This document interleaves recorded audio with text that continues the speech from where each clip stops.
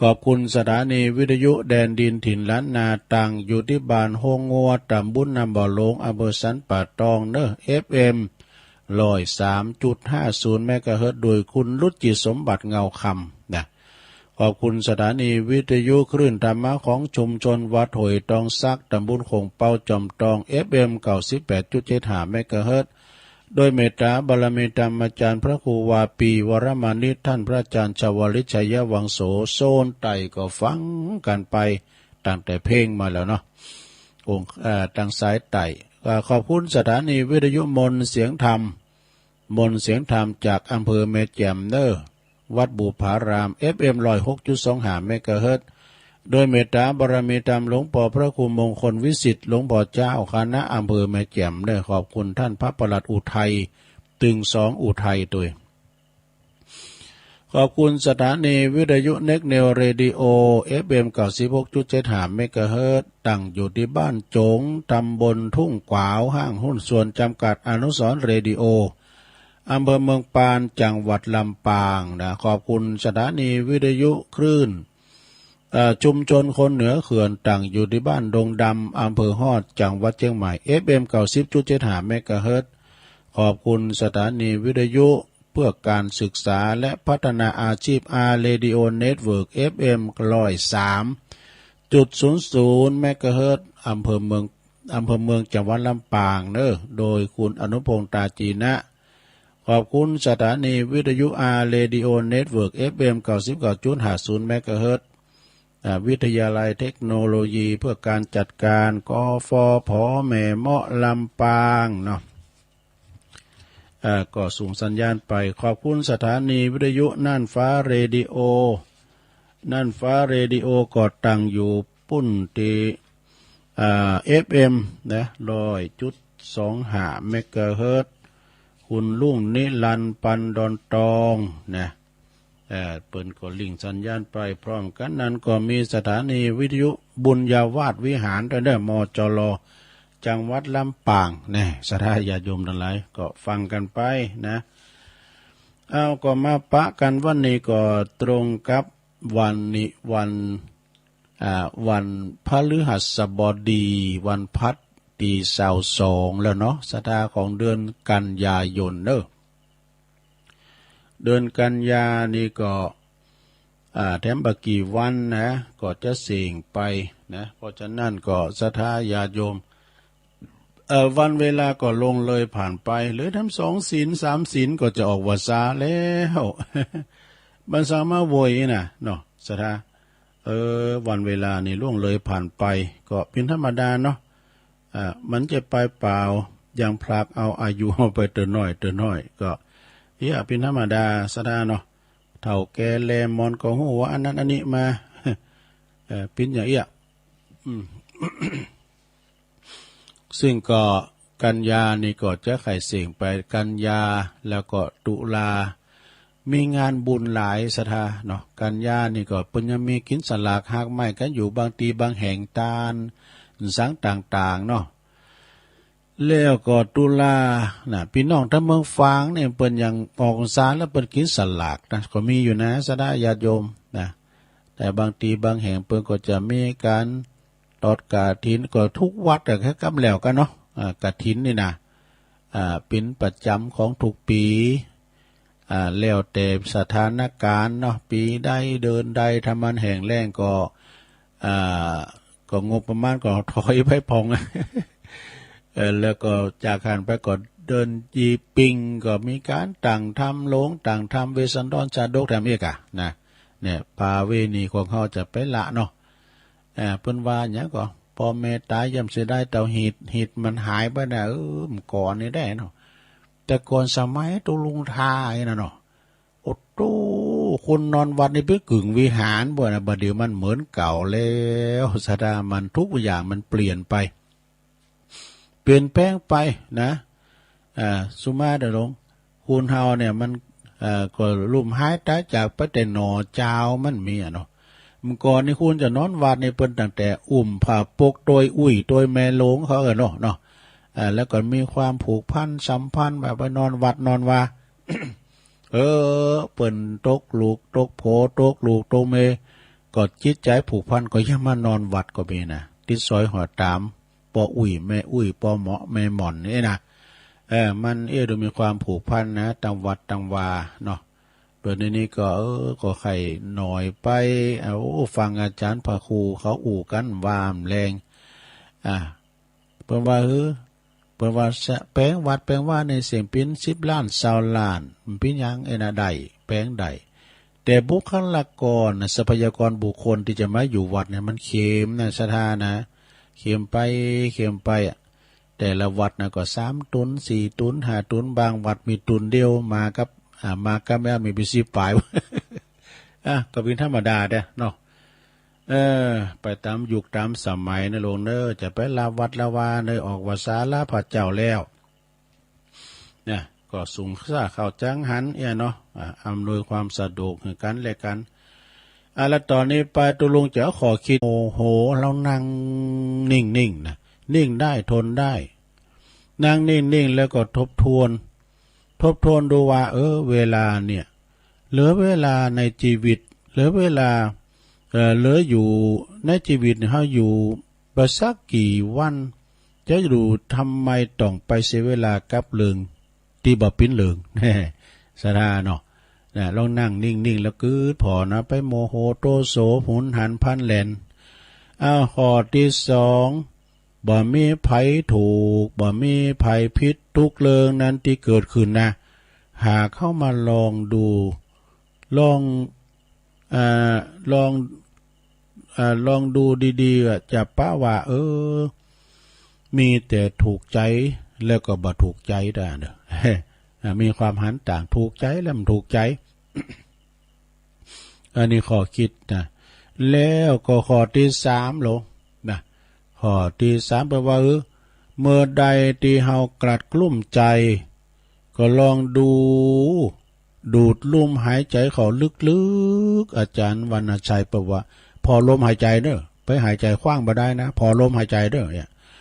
สูดลมหายใจเข้าลึกๆแล้วก็กึดดูว่าทุกวินาทีที่มันผ่านไปกำลังผ่านเฮาไปเวลาของเฮาน้อยลงอีก1 วินาทีแล้วแน่แต่กันเนาะ1 วินาทีก็มีความหมายข้อที่4ลง การที่เราได้มาเจอกันในวันนี้นะหมายความว่า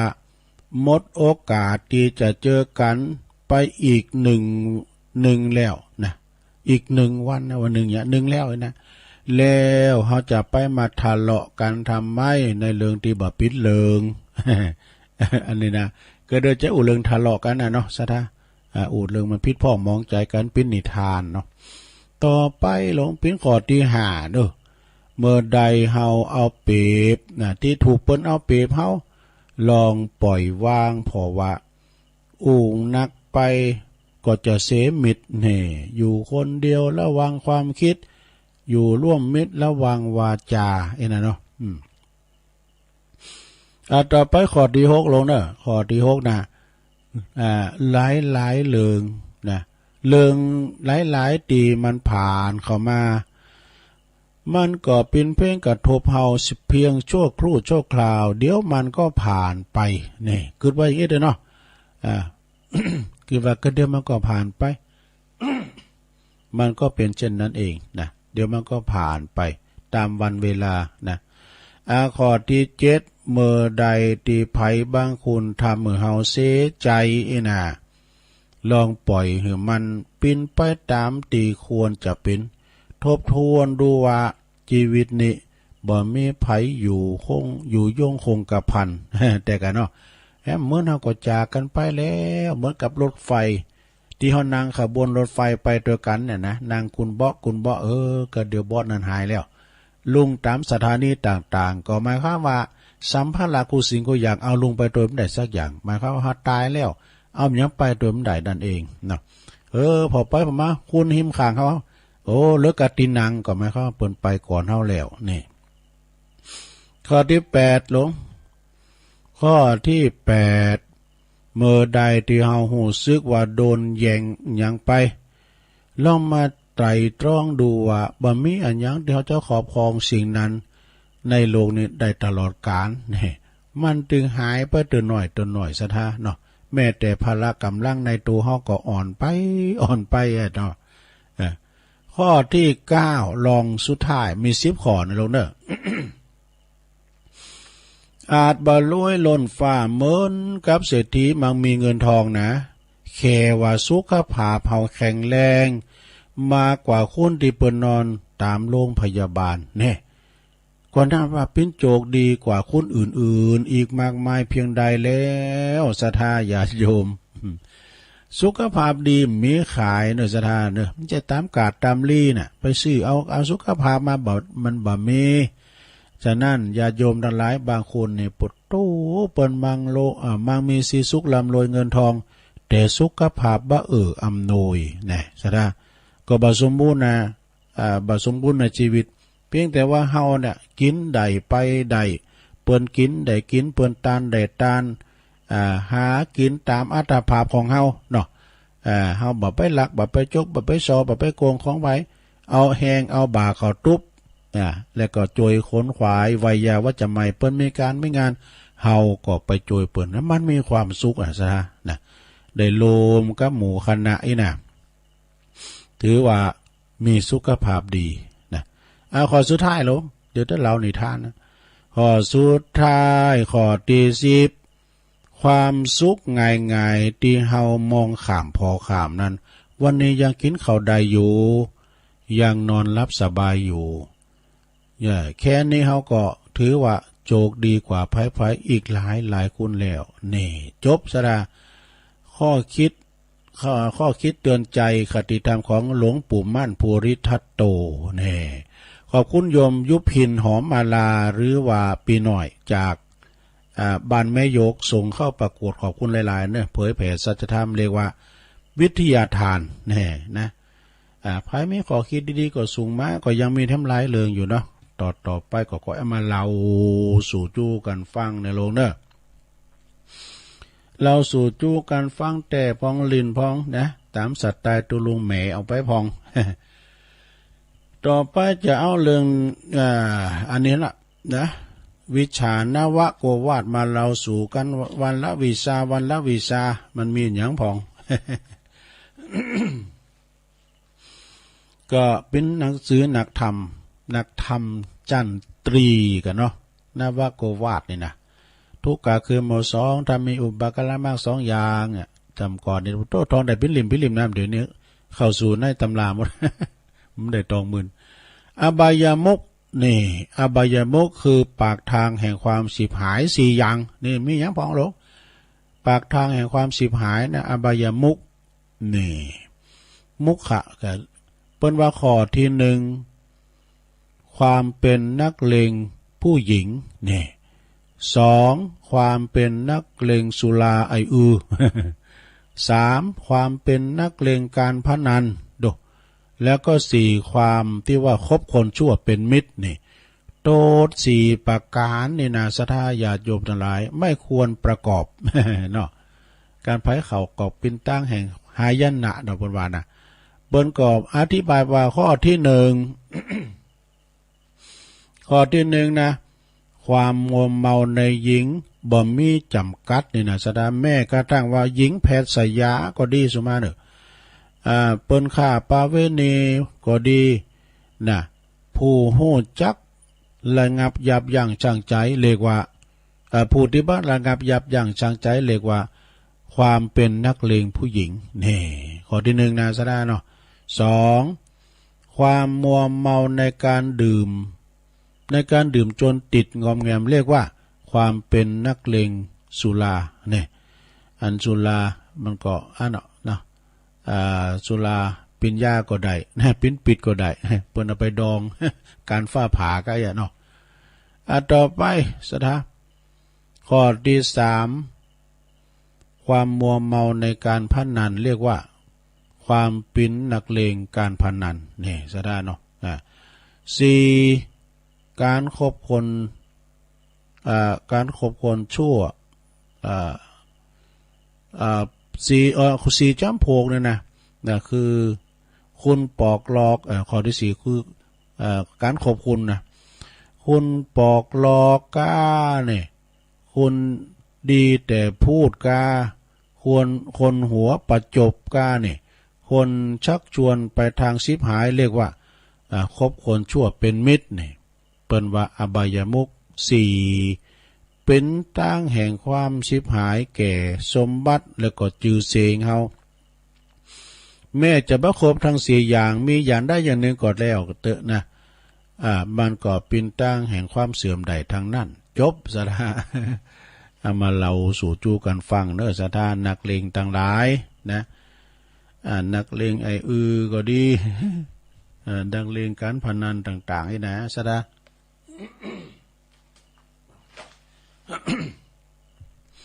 เอาละเนาะสถา ตอนนี้ไปตุลุงก็จะน้อมนำเอาอย่างนิทานธรรมอันนี้ก็ความกตัญญูเนอะสถานเนี่ยแล้วก็ความที่ปลอบใจโมนจ้าหวานงานนักก็จะเป็นเบานะ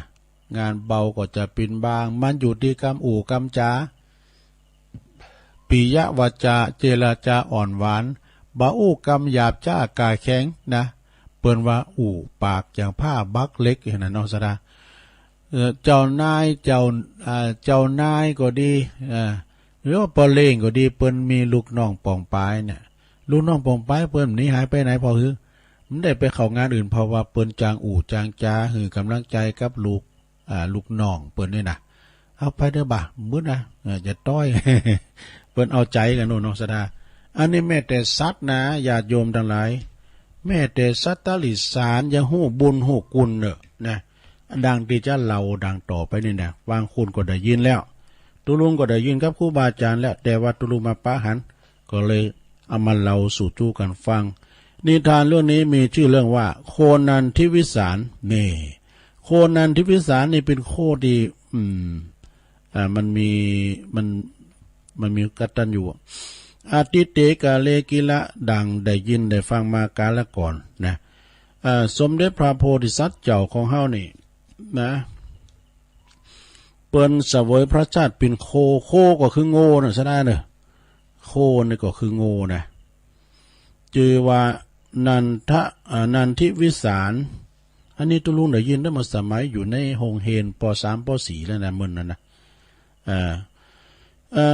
อยู่ในเมืองตักกศิลาบุนะโง่ต้นเอเนี่ยมันมีกำลังวังชาเหมือนดังจ้างไปศาลมันมีกำลังแห่งกะนะมันก็สามารถมันก็อยู่กับพราหมณ์นะพราหมณ์ซึ่งปิ้นเจ้าของตีเลงไหวปิ้นตีหักไข่เสน่หาเนอนะครั้นอยู่มานานอยู่มาเฮิงเมื่อนาน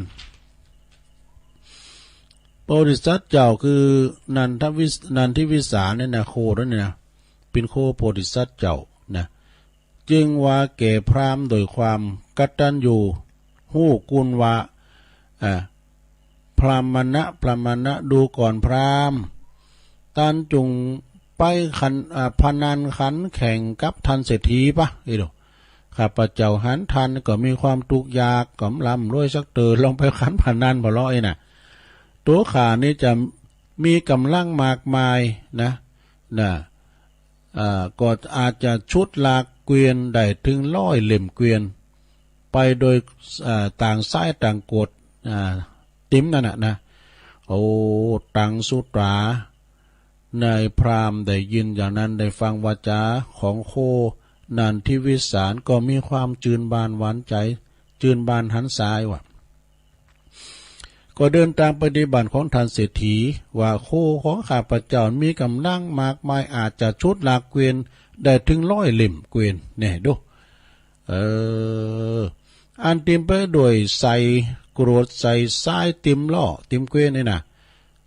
ยานได้การเศรษฐีเดี๋ยวฟังนี่ก็เลยขันพันนั่นเอาสามา1,000 ตำลึงนะ1,000 ตำลึงพราหมณ์ก็กลับมาบาทจูงโคนันทิวิสารเข้าเทียบแอกเบื้องหน้าเนี่ยแล้วก็กล่าวว่าจากุตโคนะนะดูก่อนเจ้าโคถึกเจ้าโคขี้เกียจดูว่าเนาะเจ้าโคขี้เกียจเจ้าโคขี้ค้านเนี่ย เจ้าโคทึกอ่ะเจ้าโคชุดลาเกวียนอันนี้เจ้าโคชุดลาเกวียนไปอย่าจ้านะจงลากไปอย่าจ้าเนอะนะโคนันทิวิสารนะได้ฟังวาจาอันบ้ามนบางงานก็มีความโกรธวะนะอันนี้วาจาเนี่ยมันหยาบจ้าสลัดก็ออกเสียจากไปฏิหารหนีเข้าไปป่าไปเห็นนั่นตอนนั้นก็ไปได้ยกแยกสกรรมล่อก็มูลสกรรมการเศรษฐีกะเศรษฐีก็คว้าเดิมพันไป1,000 ตำลึงไปเรียบร้อยแล้วก็พราหมณ์ก็กลับมาบ้านโดยที่ว่าโศกเศร้าเงามองก็สะตั้งเอาทหารมีหานี้นะแล้วไปหม่อมแจใส่เล็กว่าทำจะเล็กอสุมาเดนไปลินการผ่านนานนี่เนาะก็มีความเศร้าโศกเสียใจเป็นอันมากบักกินข้าวบัรับประทานบักกินข้าวอาหารวะนะขั้นเย็นมาเนี่ยโคนันทิวิสารก็กลับเข้ามาบ้านนี่หันเจ้านายเปิ้นก็มีความโศกเศร้าเงามองบักกินข้าวกินน้ำมีความโศกทุกข์เมื่อหลังเป็นโรคซึมเศร้าใกล้ๆกันเนาะก็มีวาจาว่าพระมานะดูก่อนพราหมณ์นะโง่มันอู่กับเจ้ามันนะก่อนนี้โง่มันอู่ใดหรอท่านอย่าเสียใจไปเลยเฮาในคงจะลาเกวียนใดหือสมความปรารถนาทันเด้อ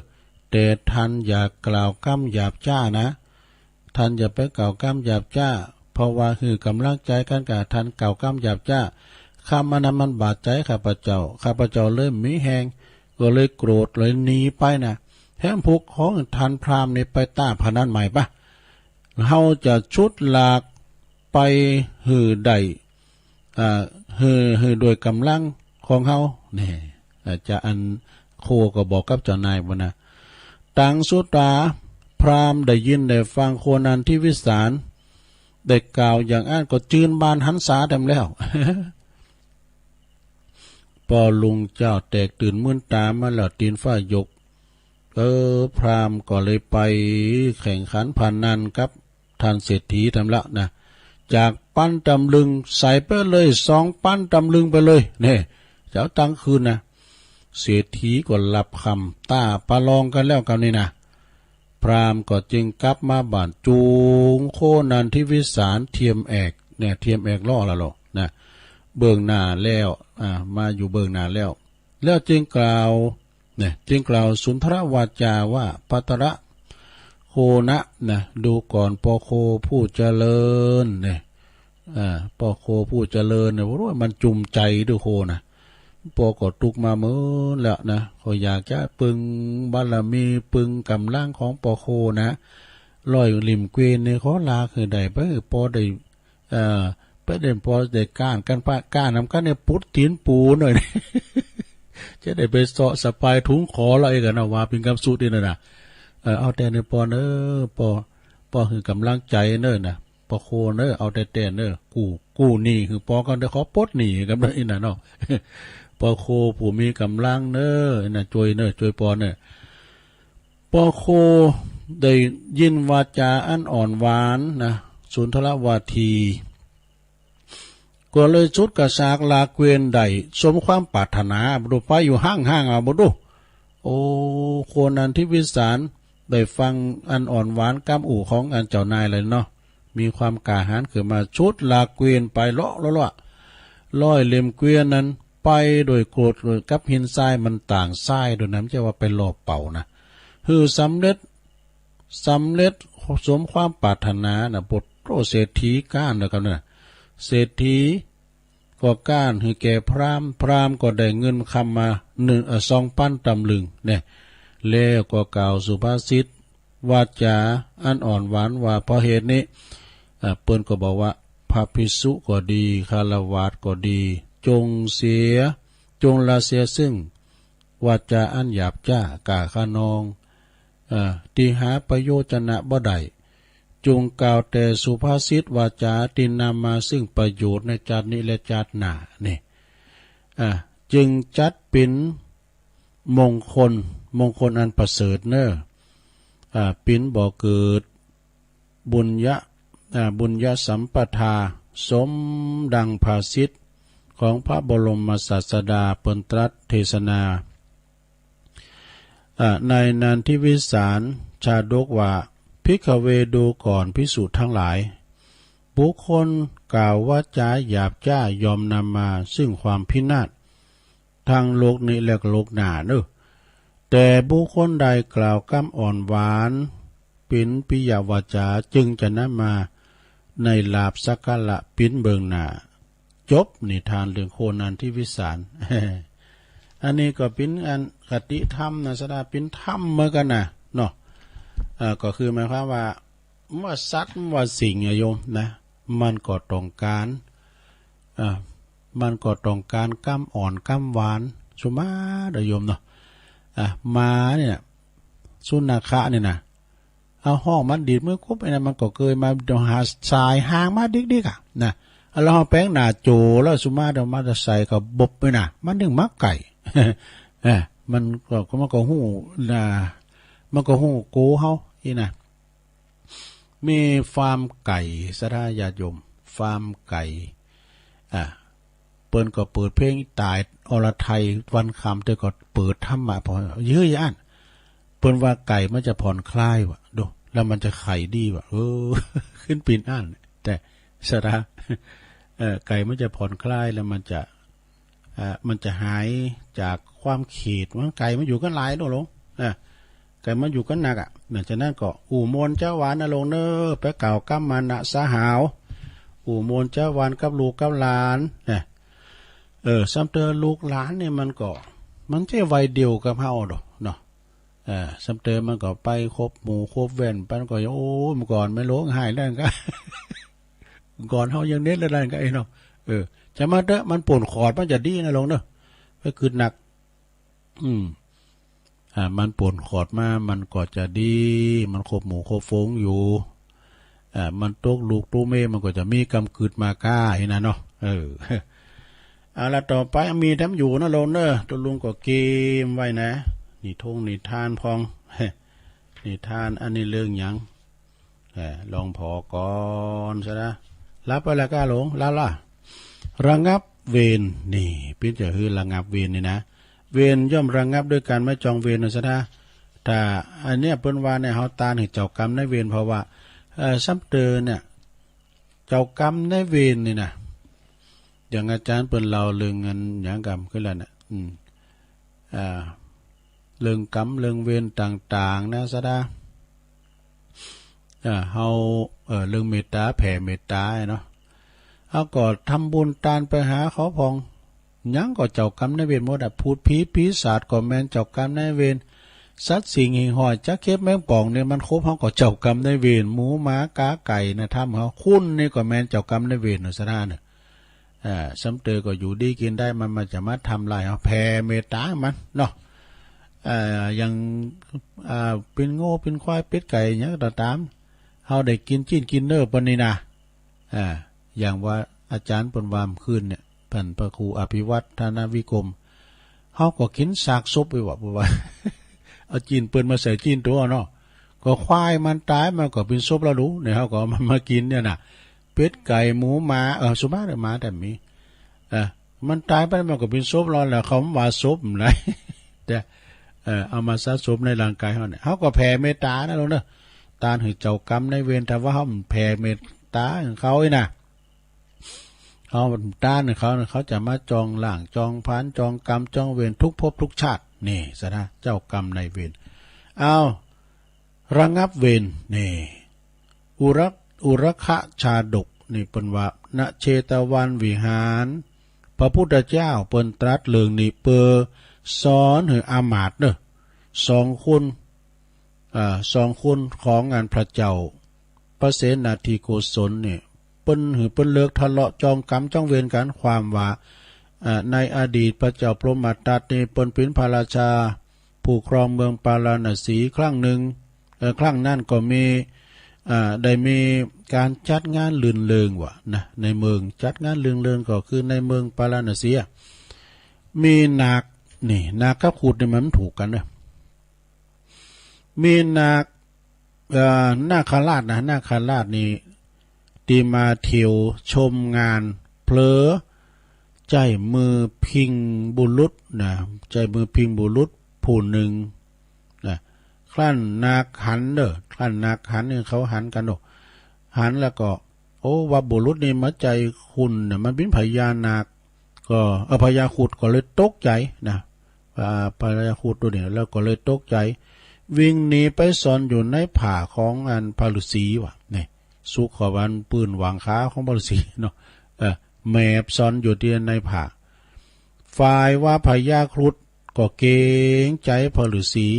นะจะปืดผ่าก็ดูกระไรนะก็บักกาปืดผ่าโดยตรงจึงขอให้พระฤาษีค่อยๆขยับผ่าค่อยๆพยับผ่าเตียนพญานาคซ่อนลางอยู่นะฝ่ายพระฤาษีหันว่าพ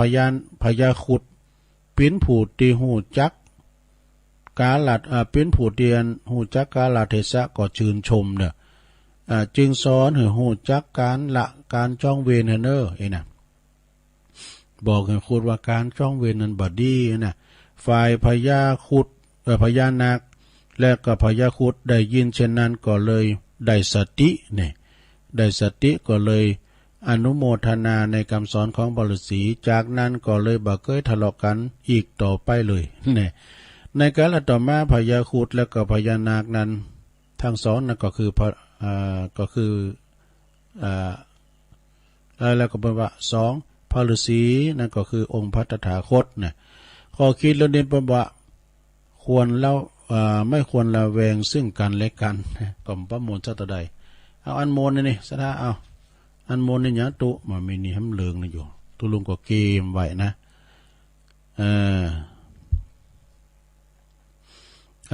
เกมไว้อันนี้ก็เป็นเลืองแถมเลืองหนึ่งเนอะสถาเนอะมีน้ำเลืองหนึ่งติกไว้นี่นะศรัทธาญาติโยมก็พี่โอ้อยู่พี่กันนี่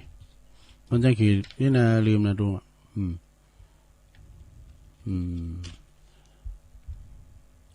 นี่สุมาในโรงเรียนมันเอาไว้พิธี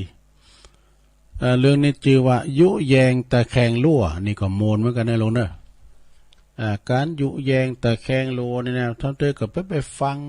กรรมปีน้องเจ้าบ้านก้าสัตว์ก็ยุหือใดใกล้หือขี้เสก็มีนะเนาะพองก็อยู่ก็ไปไม่ยักก็ร้องไห้พองอยู่ก็ไม่ไข่โหเนี่ยประมาณเนาะสันทิเพทชาดกเนี่ยยุแยงตะแคงลั่วเปิ้นก็บอกว่าณเชตวันวิหารนี่พระพุทธเจ้าตรัสชาดกเรื่องนี้เปิ้นสอนให้พระภิกษุทั้งหลายคือได้งดเว้นเสียจากการใส่ร้ายป้ายสีและก็การกล่าวโทษซึ่งกันและกันนะความว่าในอดีตพระตถาคตของเฮาเนี่ยเสวยพระชาติเป็นพระราชาผู้ครองเมืองปาราณสีเมืองใหญ่เมื่ออยู่หันครั้งหนึ่งคุณเล่งโคน่ะคุณเล่งโง่นะตามป่าตามด้อยน่ะมันเล่งโง่หรอกคุณเล่งโคผู้หนึ่งนะตอนแรงมาแล้วเนาะตอนโคเข้าบ้านตอนโคเข้าแรงบังเอิญว่ามีแม่โคท้องแก่ต้นหนึ่งตัวหนึ่ง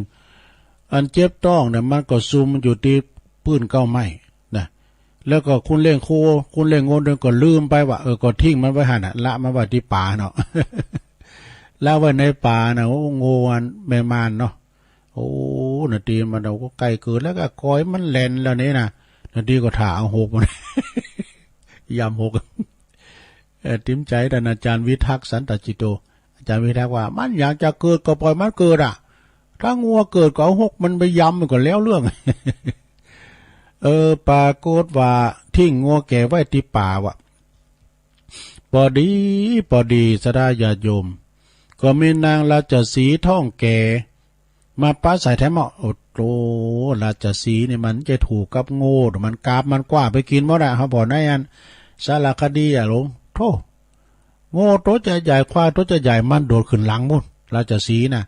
การมันกาบมันกว้ามาเอาคอพุ่นนะมันการมันควายมันกุนเลยนะมันจุยกันโอ้เป็นดีอินดูตัวลุงเกินว่าคุณที่มันถ่ายถ้ำนั้นมันก็ใจแข็งหนักเกดปีนเขาก็จะไล่เฮ้ยมันก็จะไปเนาะอันนี้มันไล่มันถ่ายจนว่าปนกินก็เหลือกระโคงกระดูกก็มีนะใช่ไหมทีนี้ก็มีนางราชสีห์ก็ท้องแก่มั้งครับว่าเดินมาป้าใส่ไปหันใส่ก็ว่ามันก็ม่านกูก็ม่านกะมันก็ไก่เกิดกูก็ไก่เกิดนะนางราชสีห์ท้องแก่ก็ไปอยู่ไกลกันก็เกิดความสนิทชิดเชื้อกันสนิทสนมกันเนี่ยเอากันปิ้นปืนปิ้นฝูงกันให้วะนะขนาดโง่กับอันราชสีห์นะศัตรูกันแต่ก็เปิ้นก็มีความเสน่หากันสนิทชิดเชื้อกันเอาปิ้นกูปิ้นปืนกันไปเมื่อว่าคลอดลูกเกิดลูกก็มาตั้งสองแล้วนะก็มาปิ้นเพศปู่ถึงสองวะโง่ก็เกิดมาปิ้นลูกโง่ปู่ราชสีห์ก็เกิดมาก็ปิ้นราชสีห์ลูกปิ้นตัวปู่ตั้งสองนั้นใหญ่หนากาบ้านมาเนาะปรากฏว่าก็หักกันแป้งกันเหมือนกับแม่นั่นวะนะโง่น้อยกับราชสีห์น้อยก็ลิ้นด้วยกันใหญ่มาหนากาบ้านมาไปที่ไหนก็ไปด้วยกันเนี่ยหักกันแป้งกันเหมือนกับบิดามารดาเดียวกันวะเหมือนกับปีกับน้องกันนะเป็นเปิ่นป่องเดียวกันมีอยู่หันวันหนึ่งเนอะโปโตปาก็ว่าในพรานเนอเนี่ยมันมาหันใส่ราชสีห์กับโคกับลูกโง่เนี่ยนะก็สนิทชิดเจอกันก็แปลกใจเด้อแปลกใจแต่มันเป็นศัตรูกันแต่กลับกว่ากันไปกินเนี่ยมันตัวกันต่อยเนี่ยจึงนำความนี้ไปเล่าถึงกับพระราชาฟังเนี่ยพระเจ้าปารณสีนะพระราชาได้ฟังแล้วก็บอกพรานป่าว่าเมื่อใดถ้ามีโต๊ะที่สามเข้ามาในกลุ่มนะก็จะเกิดการยุแยงแล้วก็ภัยก็ยอมจะเกิดขึ้นทั้งสองปิ่นแหน่หากว่าปิ่นเช่นนั้นขอให้ท่านรีบมาแจ้งเฮาเนอะพระราชาบอกคือในพรานนะอยู่มากันบ่มื่นบ่นานเนอะสะได้ญาติโยมทั้งหลายก็ปรากฏว่ามีมาจิ้งจอกตัวหนึ่งปัดหมูปัดฝูงเข้ามาขออันอยู่ในรวมกลุ่มด้วยนะขอมาอยู่ด้วยกันขอปิ้นเปื่อนปิ้นฝูงด้วยทำสักตัวด้วยนะปรากฏว่าโคกับราชสีห์ก็ตอบตกลงว่าอยู่ด้วยกันนี่ก็ดีนะเปิ้นนะตัวก็พัดถิ่นพัดหมูพัดฝูงมาอยู่ด้วยกันเป็นปิ้นปีปิ้นน้องแต่ว่าสันดานของสุนัขจิ้งจอกนั้นมันเป็นสุนัขที่เจ้าเล่ห์เพทุบาย มันเป็นที่ว่าตัวยุแยงตัวปั่นเลิงเรียกว่าตัวที่ว่ามันคอยเปิ้นเนาะหันเปิ้นหักกันแป้งกันนี่กะมันก็ใครอยากกินเนื้อโคเนี่ยใครอยากกินชิ้นโคจึงไปยุแยงกับราชสีห์ว่าโคนะถ้ามันอยู่กับเขาเนี่ยมันเล่าความหลังมันเล่าความลับหาว่าราชสีห์เนี่ยขี้ข้านไว้เนี่ยมันไปเล่าบนความจริงมีไปเล่าขวัญมาอย่างเอกก็เป็นเหตุหนึ่งโคกับราชสีห์นี่พิษใจกันทะเลาะกันพิษใจกันนี่ฝ่ายพรานป่าพรานเนอร์นั้นก็หันว่าเหตุการณ์นี่มีจริงได้บุคคลที่สามารถทำสองตัวนั้นพิษพ้องมองใจก็รีบมารายงานกับพระราชาพญาเจ้าเมืองพระราชาก็จึงเล็งรีบจากบ้านจากเมืองไปจะหาจะไปทางสัตว์ทั้งสองทันทีเนี่ยไปพอสัตว์ทั้งสองแต่ก็สายเกินไปเสียแล้วดูแต่ก็บัดตันเสียแล้วอีวะนะสัตว์ทั้งสองสู่กันจนตายจนถึงความตายวะนั่นตายถึงสองวะโดยมีเจ้าสุนัขจิ้งจอกนั้นนั่งกินสากอยู่หันนั่งกินสากซุปพระราชาจึงกล่าวมาว่าผู้ใดเจอฟังกรรมผู้อื่นโดยปราศจากการไตร่ตรองผู้นั้นยอมปบปะกับความหายนะนี่จบซะละ ในการละต่อมาพระเจ้าปาราณสีนั่นก็คือองค์พระตถาคตขอคิดแล้วในปนก็บอกว่าบ่ควรเชื่อถือคำว่าหายนะไม่ควรเชื่อถือคำว่าร้ายของผู้อื่นโดยบัจจัยปัญญาคิดให้รอบขอบแหมจบสดาญาโยมเนี่ยเปิ้นว่าฮื้อเนาะมันก่อนเนี่ยตุลุงก็คือว่าเป็นอันน้อยเป็นละอ่อนนะหันนั้นคุณใหญ่เปิ้นเคยลองจามไก่หรอไก่มันหู้จักกันนะซะเด้อไก่กูเดียวกันนั่นแต่เอาหมิ่นไปมอมบ่น่ะนะเอาหมิ่นไป เอาหมิ่นไปมอมเปิ้นก็ปดโตปากฏว่าหู้จักกันแล้วตอนนั้นน่ะจูนกันอย่าเอาปีนตาย จูนกันแล้วคุณที่มอมนั่นก็นั่งพร้อมได้นะนี่เนี่ยรอว่าโอ้ค้อนมันนักเลยนะปุโตอันนี้ถ้าเจอจำเป็นว่าท่านเราบกก้อยไว้น่ะไก่พันเราบกก้อยใจ อันนี้ก็เหมือนกันนะมันมีความที่ว่าถ่าเขาก้านแล้วเนาะเขาสู่กันฟัดกันจุนเอาปีนตายแล้วข้าพเจ้าก็จะมากินจีนกินเนื้อของเขาเนี่ยก็ได้กินแท้นี่สัทธาญาโยมทั้งหลายก็จบลงไปเนาะสัทธาเนาะอันนี้ก็เป็นข้อคิดข้อคิดสำหรับสนิทานวันนี้ไม่ได้เอาทำมาเลบสักกรรมหนึ่งสัทธาเนาะพูกก่อนที่จริงก็มีเจ้าภาพได้เดี๋ยวจะประกาศจื่อเป็นก่อนเนาะเอาข้อคิดบางอย่างนะข้อคิดทำเรื่องหนึ่งความประมาทมีอยู่3ประการเนี่ยประมาทนี่ก็คือความเลินเล่อนะไปไหนก็ไปประมาทขาดสติความประมาทมี3ประการคือ1ประมาทในวัยเขาจะไปเข้าใจว่าโอ้ลงพิษคิดว่าขณะนี้เขายังมีอายุยังหนุ่มยังแน่นยังจะอยู่ทำเมื่อนานนี่นะเนี่ยก็บ่ต้องทำบุญเขาวัดเขาว่าเตอโอ้ทำมื่นอยู่แล้วเนี่ยบ่ตายง่ายๆเลยหน่อยนะยังมึนอยู่นี่นะอันนี้คือว่าเป็นความประมาทแล้วนะก็เลยหลงเพลิดเพลินอยู่ในกามคุณมีรูปเสียงกลิ่นรสสัมผัสบ่กึดสร้างบุญกุศลบ่หีบสร้างความดีสร้างตีปึงของใจหรือว่ารอหือเฒ่าหือแก่ก่อนนี่นะบ่หือตานรักษาศีลขาดปัญญาพิจารณาถึงอัตภาพสังขารซะนะเขาเฒ่าแก่มาถึงวันที่จะต้องร่างกายสุดโทรมไปตามกาลเวลาทุกนาทีนี่สู่ว่าพอหู้ซึกโตว่าต่างผิดต่างถูกความตายมันคืบคานเข้ามาไก่ให้แล้วไพ่เงียบดูนะไพ่เงียบนะความตายเนี่ยมันจะมาต่อยมันดูห้อมได้หมดนี่มักจุลาดว่าความตายเนี่ยมันจ่องเขาตลอดเวลานะคณะตัวลุงอู๋เนี่ยมันยังจ่องอยู่นะแต่มันไม่ได้โอกาสนะถ้ามันได้โอกาสเฮาก็ไปจุนได้แม่มยังที่เป็นสูงมากพอน่ะคุณขนาดเปิ้นกำลังออกอากาศอยู่อย่างตุลุงเนี่ยกะ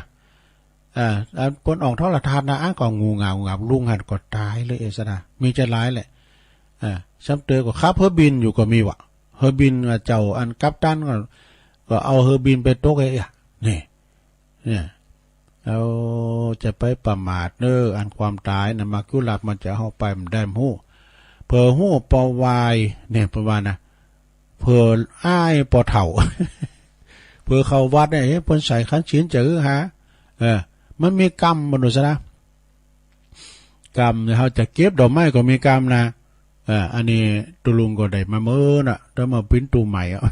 ไผ่ฟังหูเดานะเอาจดไว้อย่าอันตุดอกไม้ดอกม่อนที่เขาจะไปขอเนี่ยมันก็มีชีวิตจิตใจนะไปขอกรรมมันมีเนอะเพราะว่าเฮ้ยตรงนั้นเพิ่นว่าอีน่ะฮักกิ่งโกลุงมากิ่งกาลาจากตุ่นหลุนจากใบข้าคอเจิ้นไปนิพพานเสด็จเจ้านิพพานเสด็จเจ้าตุลุงจดว่าจำว่าจะขึ้นใจ แล้วก็กรรมใส่ขันศีลการสุมาก็มีนะตุมันมีกรรมนะมันมี3เจง พุทโธอะระหังใส่แจงหนึ่งธัมโมปัจจตังใส่แจงหนึ่งสังโฆยาติตังใส่แจงหนึ่งนี่นะอันนี้มันมีกรรมดูจะได้เนาะโอ้ถึงไหนอ่ะ เผอหู้ปออายเผอไหว้ปอเถ่านะผลที่สุดนั่นเฮาก็ไปโดยตาอันตายเปล่าโดยบ่ได้ทำได้ประกอบคุณงามกรรมดีอันอย่างซักอย่างคือคนในโลกระลึกนึกถึงตลอดถึงลูกหลานนะก็บ่มีไผเพราะว่าบ่มีปิ้นติปึงไปในปาราโลกน่ะนี่บางคนนั้นก็มังมีสีสุขถึงว่ามีเงินมีทองอยู่กองเงินกองทองก็ย้ำสุขคิดสักน้อยว่าเฮามีอยู่ไม่กินตื้อมือตื้อวันนี่พร้อมหยัง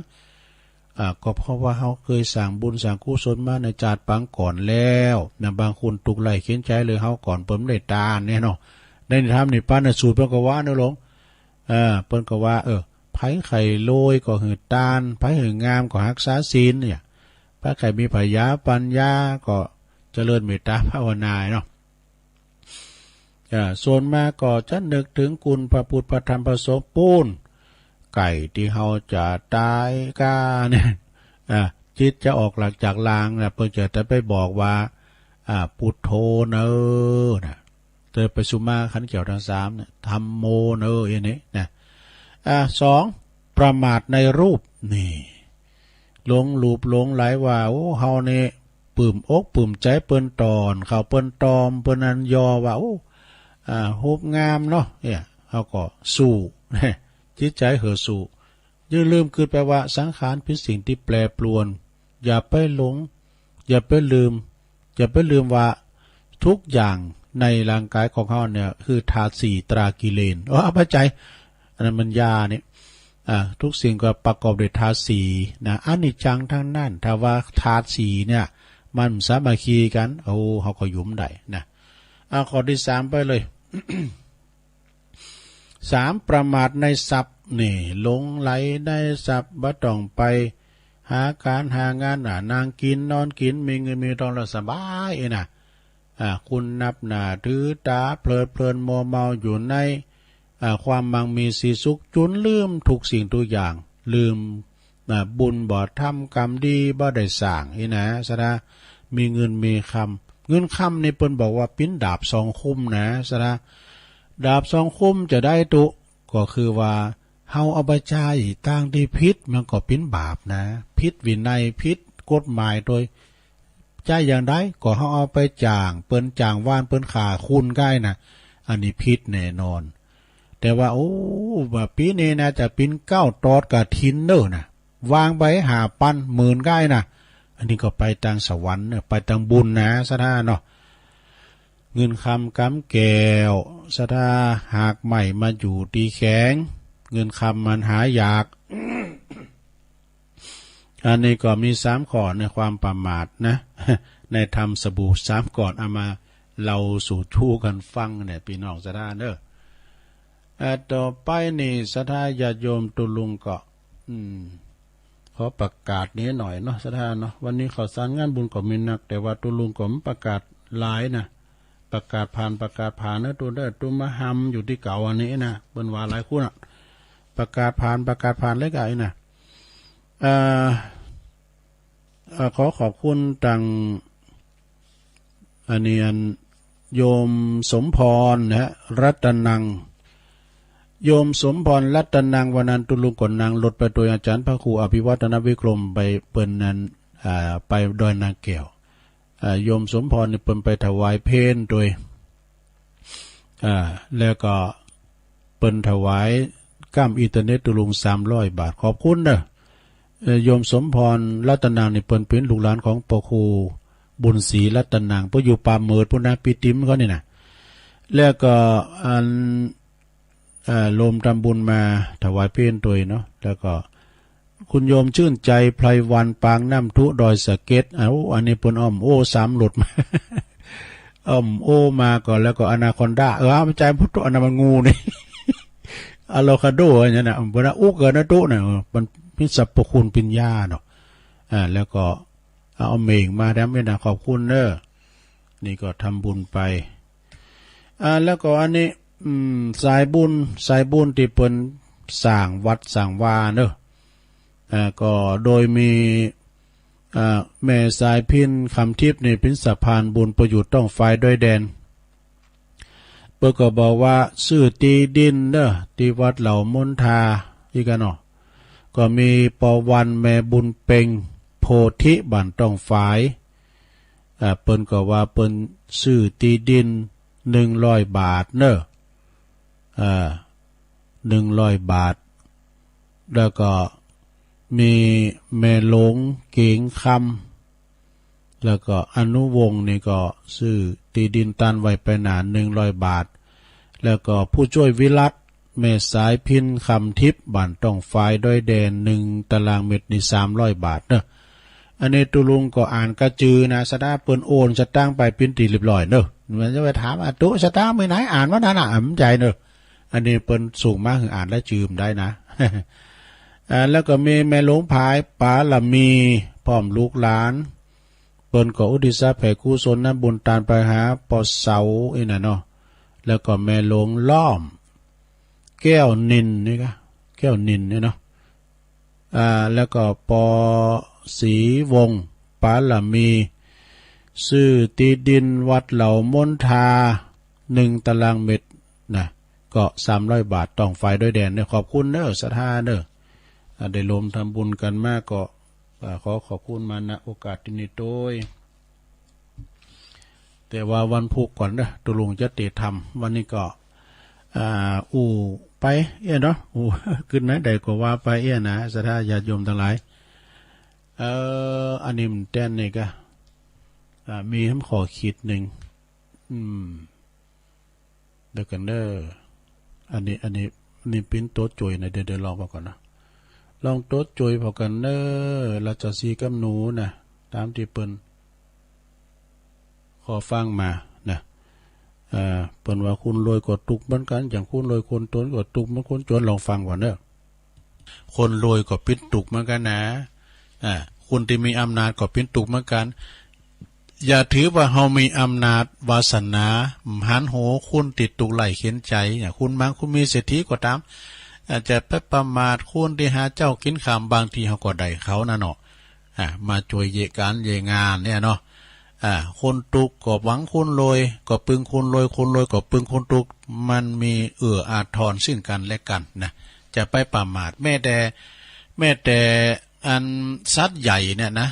ยังยอมสัตว์น้อยเนี่ยดังที่ตุลุงจะเล่าไปนี่สักน้อยนะ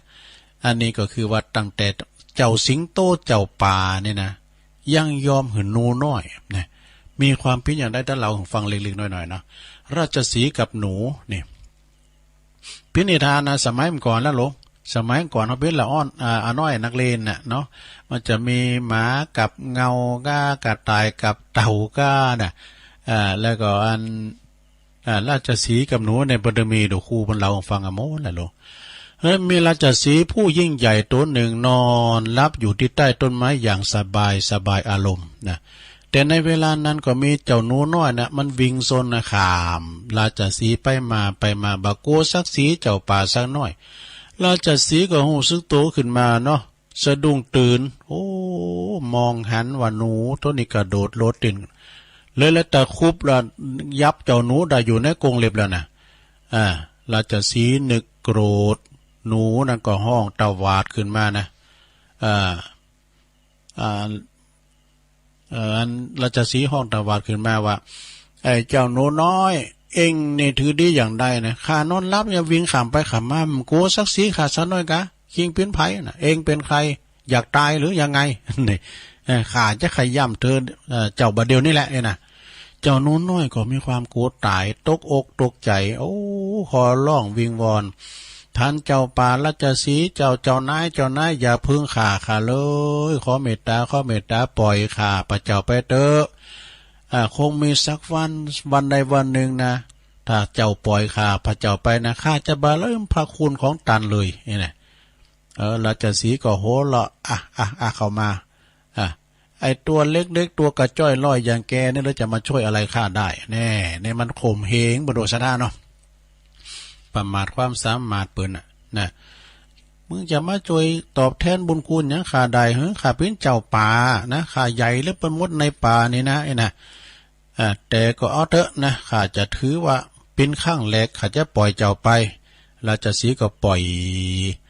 เจ้าหนูน้อยนั้นไปเจ้าหนูน้อยก็รอดชีวิตวิ่งเข้าป่าไปโดยความดีใจนะเป็นอย่างที่สุดแล้วต่อมาเนี่ยวันพระไม่มีหนเดียวเนี่ยอันลงเนอะต่อมามีหันวันหนึ่งเนอะราชสีห์ก็ออกเดินทางออกไปหากินในป่าในเถินเนาะบางเอิญก็ไปติดบ่งของนายพรานกันเนาะเปิ้นดักไว้ติดแห้วแล้วนี่เอาแล้ว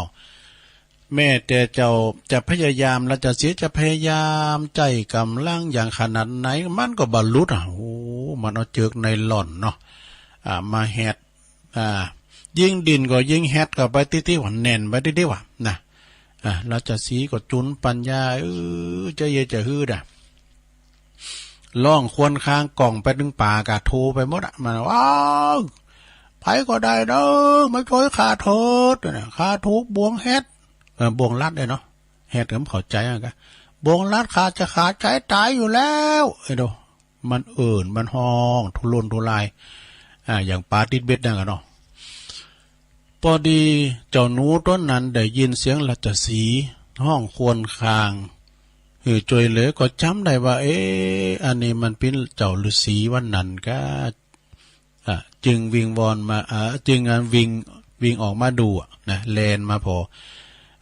หันเจ้าราชสีห์นะมดลายเลยเนาะมดลายเลยถูกแห้วแล้วนี่ถูกบ่งของนายพรานผู้มีกำลังผู้ยิ่งใหญ่ของจะป่าดินก็บรรลุจากบ่วงนะดินกระเดียวตายอย่างเขีด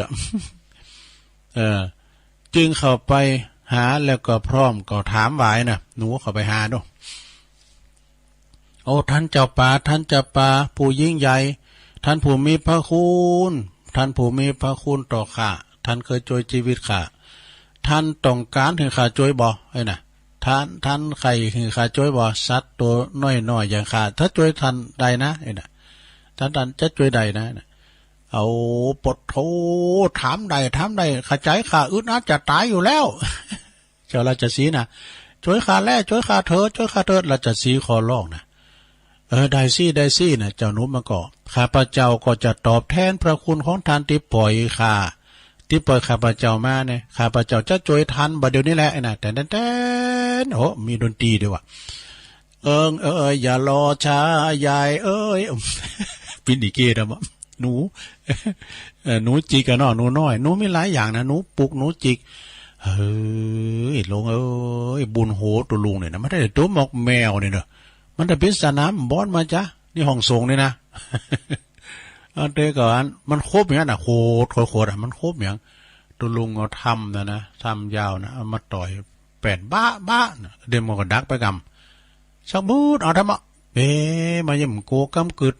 ตัวลุงสักหน่อยเดี๋ยวก็เตียวหอยใส่ไฟลูกแม่ว่าลุงสาวนี่มันตองเขายงตัวจะใหญ่ แต่เขาก็คิดว่ามันอยู่ด้วยเขาก่อนดีเขาจะอยู่คนเดียวเว้ยเขาโกเอาหนูเป็นกูเอาหนูเป็นกูเนาะท่านใดนั่นเองหนูนั่นก็วิ่งเข้ามาแล้วก็ไปคบเจิกที่เป็นบ่วงขาดลุงว่าโปโทเนี่ยอย่าประมาทนะคุณเฮาเนี่ยแม้แต่ขี้เหล้ามันยังสอนเฮานะไปประมาทมันเด้อนะขี้เหล้านี่ดีนะสนาญาโยมอย่าว่าเข้าข้างอันปิ้นขี้เหล้านะก็พอกับเวลาการงานมีบนแล้วการแล้วงานเก็บโต๊ะเก็บเต้นไปต่างให้สัก2 กล่องแล้วก็เขาหมดละแล้วก็ไอ้กุนหมุนเมื่อไรเนาะทำเหมือนราชสีห์โปนจากความตายไปได้เนี่ยราชสีห์ปุตตมอันมาลุดพันธนาการเจอออกหมดแล้วนะราชสีห์ก็หันมายิ้มใส่เจ้าหนูน้อยยิ้มแย่เนอะยิ้มแย่เพราะด้วยความอายก่อนมาประมาทเปิดไอ้ต้นเล็กแกจ้อยลอยแกจะช่วยอะไรข้าได้วะพร้อมครับกล่าวขอบคุณเจ้าหนูที่ช่วยชีวิตของตนไว้นะแล้วก็เดินเข้าป่าด้วยความระหยโรยแรงจบซะเอาละจบไป กระต่ายกับเต่าก้าเนี่ยก่อนนะกระต่ายตื่นตุ้มก้าโง่แม่ลูกน้อยไปยำถูก อันเนี้ยก็อึ่งอ่าง ก่อนนั้นนี่ท่านไปไหมเนาะดกกลางเขนก้าหมดเนี่ยโทผมจะลืมหนูม้ากับเงาม้าเก้าหางเนี่ยโตโมเนี่ยก่อนนั้นเนาะสะดายิบยกอย่างสะดาได้ฟังกันเด้อปินโตจุยไปเนาะแล้วตอนนี้ไปตุลุงขออันใจเวลาประกาศข่าวสารงานบุญสักหน่อยกันเด้อสะดาเด้อก็ในวันที่3ตุลาโครงการธรรมสัญจรของคณะสงฆ์อำเภอดอยหล่อโดยเมตตาธรรมหลวงพ่อท่านพระครูสุนทรธรรมานุโยคหลวงพ่อใหญ่เนาะพร้อมกับหลวงพ่อรองท่านพระครูสาธุกิจจานันท์พร้อมกับคณะสงฆ์ถึงโมดปนจะมาธรรมสัญจรการที่วัดพระธาตุดอยน้อยวันที่3เดือนสะดาเวลาบ่ายโมงเป็นต้นไปก็ถ่ายทอดเสียงโดยพี่น้องหลายปีก็มาได้เด้อมาฟังเทศฟังธรรมมาลุ้นรางวัลกันเด้อได้รับเมตตาจากท่านพระเดชพระคุณท่านเจ้าคุณพระเทพรัตนนายกหลวงพ่อเจ้าคุณเจ้าคณะจังหวัดละปูนวัดพระตดริปุญชัยวรมหาวิหารจะได้เป็นองค์แสดงธรรมเด้อสถานเด้องานแรกผ่านไปอันนี้ก็งานบุญทำบุญมหาบารมีนะเป็นว่าทอดกฐินแห่งทอดกฐินแห่งปีนะบุญบารมีสั่ง200วัดเนื้อสระญาติโยมตีวัดม่อนฤาษี200วัดนี่กฐินที่เปิ้นจะมัดตาลนี่นะโอ้สถาก็ปากันมาหยอดเลนเนอะเป๊กเดียวก็ถึงวัดเป๊กเดียวก็ถึงวัดนะวันที่29-30ในวันที่30นี่เปิ้นก็จะต้าน30ตุลาเนอะโดยเมตตาท่านอาจารย์พระครูสมเด็จธรรมเสวีนะเจ้าอาวาสก็พร้อมกับรัตนมหาอุบาสกนายกอบจคุณพิชัยเลิศพงษ์อดิศรอนิพินประธานฝ่ายคารวาสฝ่ายบรรพชิตก็ได้รับความเมตตาในเจ้าประคุณสมเด็จพระมหาธีราจารย์วัดเชตุพนวิมลมังคลารามเนอวัดโพหลวงตั้งเจ้าประคุณสมเด็จมาปิ้นประธานเมตตาปิ้นประธานฝ่ายไปในเนี่ยก็ขอเชิญนะสดาญาโยมมารวมทำบุญกันประสงค์ปินปันนะก็เอาข้าวนำโภชนาอาหารจะมาเปิดโรงทานก็ได้ประกาศในขายก็มาขายโคฟรีเนี่ยเก็บกระถานะ ในวันที่30ตุลา29ก็เป็นวัดของเปิ้นเนี่ยลูกหลานพี่น้องปักตั้งสามัคคีถวายทอดกฐินเงินล้านสร้างเมนโดยวันที่29นะสดาผ่านไปว่าโวยหน่อยทุงานต่อไปวันที่30ตุลางานบุญกฐินที่วัดป่ารกฟ้านะงานบุญกฐินสามัคคีที่วัดป่ารกฟ้าในเมตตาบารมีธรรมอาจารย์ท่านพระครูสุนทรปัญญาลัตน์เจ้าคณะตำบุญเฮาเนาะหนองโยงเวียงหนองหล่องเพิ่นเด้อนี่นะตำบุญหนองโยงอำเภอเวียงหนองหล่องนะเปิ้นว่าเติมบุญหนุนบารมีสร้างมหากุศลประธานกฐินนะก็ได้รับความอนุเคราะห์จากคุณพ่ออินตาปวิรัตนะแล้วก็คุณแม่สมนาแม่เตบวงสายะเนอเปิ้นเป็นประธานพร้อมด้วยคณะสัตยาวัดป่าหกฝ่าทุกหอหลังคาเหินจัดตอดวันที่30ตุลาเหมือนกันเนอวัดป่ารกฟ้าและต่อไปงานต่อไปก็ขอเชิญอันนี้เขาแก่ข่าวนะสถานเนาะวันนั้นตุลุงประกาศพิษพาไปสุมากับตุปีอามโดยเชิญรวมทำบุญจะร้องตราตั้งพระฐานานุกรมพระปลัดนะแล้วก็จะร้องตราตั้งเจ้าอาวาสวัดน้ำดิบเจ้าอาวาสวัดน้ำดิบเนอะแล้วก็จะทำบุญอายุวัฒนมงคลท่านพระปลัดรัตนยูรัตนวโรตุปีอามเฮานี่นะณวัดน้ำดิบตำบลน้ำดิบอำเภอป่าซางวันเสาร์ที่24เนอะก็คือเสาร์หน้าวันที่24พุ่มเฮือเนี่ยนะสดานะก็ตอนเจ้าก็เวลา9 โมงครึ่งนึงก็สืบจัตตาลงไปแสดงมุทิตาจิตกันเนอะดีวัดน้ำดิบเนอะนะมีซองฟังตัววันที่11นี่ก็เชิญรวมทำบุญหน่วยอบรมประชาชนประจำตำบลวัดเกตกาลามนะโดยเมตตาบารมีธรรมหลวงพ่อพระครูสันติเจติยากรเปิ้นเป็นรองเจ้าคณะตำบลในวันนั้นพาดพังไปว่าเพิ่นเป็นเจ้าคณะตำบลขอสุมากราบสุมาโดยนะครับเนาะรองเจ้าคณะตำบลเกตกาลามและพร้อมด้วยคณะสงฆ์ในตำบลเปิ้นจะมีการทำบุญตักบาตรเทโวโรหณะในวันที่11เนอะตอนเจ้าเวลา7 โมงเป็นต้นไป ก็ขอประกาศเชิญชวนนำเอาข้าวสารอาหารแห่งไปนะแล้วก็วัดไฟหินด้วยเนาะวัดไฟหินด้วยแล้วก็วัดพระธาตุดอยน้อยโดยเนอร์สตาวันที่11นะเชิญพี่น้องตั้งหลายปีก็ดีประสงค์จำนวน108รูปนะที่วัดพระธาตุดอยน้อยพระเจ้านำชากาแฟมาเปิดพี่น้องตานตอนเจ้าปิ้นโชงนะเป็นมีจุดเนาะก็เชิญได้เนอวันที่11ที่วัดพระธาตุดอยน้อยเชิงบันไดนาคนะก็ขอเชิญประกาศเชิญชวนมารวมทำบุญตักบาตรข้าวสารอาหารแห้งนะแต่ตีหลายตีเนาะที่เปิ่นจัดกันนะสถาวันที่11เนาะต่อไปงานทำบุญตานก๋วยสลากประจำปีที่วัดพระพุทธบาทตากผ้า22กันยาเนาะเลี้ยวไปแล้วกะวันนี้กันเนาะวันนี้กะนะแฮม12คำพระจะไปหับพิ้นเจ้าภาพขันเข่าก็สำหรับ50 บาทเนอะแล้วก็พระจะไปปูจ้าก๋วยสลากมีพร้อมทุกอย่าง300 บาทยอดต่างหากเนอะก็ตีวัดพระบาทตากผ้าเนอะเอางานต่อไปเอากันยาตุลาก่อนพฤศจิกาวันก่อนนะฮะก็27กันยาเป็นงานสลากพัฒทหารที่วัดจันทร์เนอะอำเภอกาลยานิวัฒนา23ตุลาก่อนงานบุญกฐินที่วัดจันทร์6 ถึง 8 ธันวาปุ่นปลายปีปุ่นนะเปิ้นจะตัดไว้ลูกนิมิตผูกพระศิมานะปิ้นวัดแหลกในอำเภอกาลยานิวัฒนาเด้ออาจารย์นิคมเนาะเปิ้นก็ฝากประกาศมานะงานต่อไปก็วันที่6ตุลานี่ก็งานทำบุญจัดฉลองอายุทำบุญวันเกิดในอายุของท่านอาจารย์พระครูปลัดณัฐพงศ์ทิตวุฒศิรินะอายุเป็นได้34 พรรษา14เจ้าอาวาสวัดดอนจันทร์สถานเนี่ยก็ตีวัดดอนจันทร์นะตีเวียงป่าเป่าวันที่6ตุลาเนงานต่อไปสดาญาติโยมอันนี้ก็ได้ฟังเพิ่นเนาะวันที่1ตุลานี่ก็คือโครงการธรรมสัญจรของคณะสงฆ์ตำบลศรีบัวบานนะเพิ่นจะจัดการที่วัดเสาหินตำบลศรีบัวบานเด้อท่านพระอธิการบุญทรง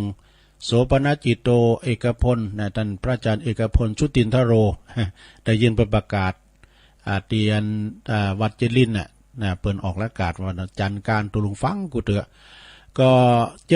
18 นาฬิกาคือ6 โมงเป็นต้นไปเนอะ1ตุลาที่ธรรมสัญจรวัดเสาหินตำบลศรีบัวบานนะแล้ววันที่30นี่ก็ตุลาเปิ่นก็มีงานบุญกฐินที่วัดเสาหินด้วยนะที่ท่านพระอาจารย์เอกพลเขาเนี่ยนะ15ตุลานี่ก็งานบุญกฐินที่วัดเจ็ดลินเนอะตอนเจ้าก็โมงสืบชะตาแบบล้านนาพระสงฆ์ทรงปาฏิโมกข์9 รูปแล้วก็สืบชะตาแล้วก็ทอดกฐินตอนบ่ายเนอะในเมตตาบารมีธรรมอาจารย์พระครูท่านพระมหาวิษณุจารุธรรมโมฝากประกาศมาอันนี้วัดเจ็ดลินเนอะเอางานต่อไปโยม1ตุลาก็บ่ได้ลืมเนอะสตาเปิ้นจะมีงานสลากพัฒทหารที่วัดมงคลเวรุวันบ้านปังกอดตันเนอะตำบลนครเจดีย์โดยเมตตาธรรมอาจารย์พระอธิการเกษมสัทธาธิโกฝากประกาศ1ตุลาเนอะสลากพัฒทหารที่วัดมงคลเวรุวันตำบลนครเจดีย์แล้วก็งานต่อไปวันที่3ตุลาก็ไปฟังเทศน์ฟังธรรมกันเนอะวันศีลลองวันศีลลองวันออกพรรษาเนาะก็คือไปฟังธรรมท่านพระมหาสมชาติชาตปัญโยเพื่อจะไปเทศน์ธรรม8 คำเนอะเวลาแรงเวลาบ่าย2 โมงเป็นต้นไปนะที่สำนักสงฆ์ห้อมบุญเนอะสำนักสงฆ์ห้อมบุญแล้วก็วันที่6 พฤศจิกาเปิ้นก็จะตอดกฐินที่สำนักสงฆ์ห้อมบุญตัวหลวงพ่อมานิดฝากประกาศมาเนอะ24ตุลาก็งานบุญกฐินที่วัดพระธาตุดอยหล่อเนอะอาจารย์จิตอนัลโยฝากประกาศมาแล้วก็วันนี้เปิ้นจะปลูกป่าเนอะที่วัดที่หันชาปนสถานเปิ้นจะปลูกป่าที่ป่าจ้าบ้านดอยหล่อวันนี้ตุลุงก็จะไปรวมกับเปิ้นนะวันนี้นะกินข้าวง่ายเปิ้นวันนี้มุนมาชันเจ้าพี่นะก็ตีป่าจ้าปากันไปได้พี่น้องเจ้าดอยหล่อนะไปปลูกป่ากันตีป่าจ้าเนาะพระจะปิ้นจะพระเอาสตางค์ไปโดยเนาะเดี๋ยวตุปีเปิ้นบอกว่าเห็นตุลุงไปขายกาไม้โอ้มใจพระจะปิ้นจะพับกาไม้ตุนละ20เนาะไม่ซักไม่ยังเอาหลายอย่างนะ ตุนละ24-5 ตุนร้อย5 ตุนร้อยนะตุลุงก็ห้องไปหลายตุน22 ตุลา